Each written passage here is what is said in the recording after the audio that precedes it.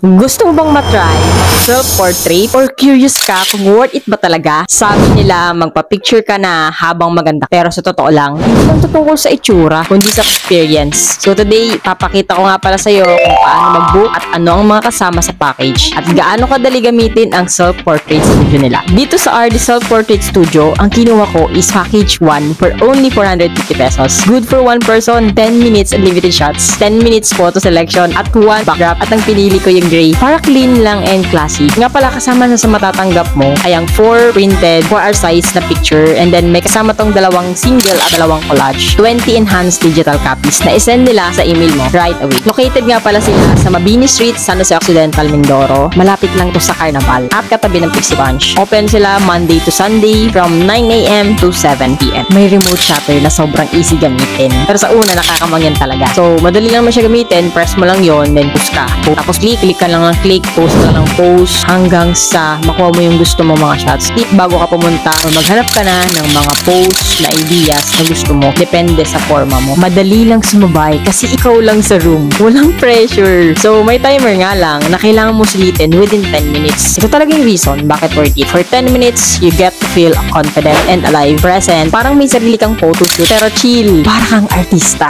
Ikaw ang director. Ikaw ang model. Sobrang accommodating ng team. And honestly, perfect siya for solo shots, family, friends, or even couples. Ibang klase yung banding at memories na dala nito. By the way, nagko-cover din sila ng events, videos, at photoshoots. Kaya kung may kailangan ka, pwede ka rin mag-inquire sa kanila. Ito na talaga yung sign mo. Ilalagay ko dito sa screen at paano ka mag-book. Yun lang, you deserve photos that remind you of who you're becoming. Kung hindi mo pa na-try ang self-portrait, sa comment section kung paano sila makakontakt, celebrate yourself, capture your growth, create memories that last. Thank you, RD Self-Portrait Studio. So ikaw, na-try mo na bang mag-self-portrait?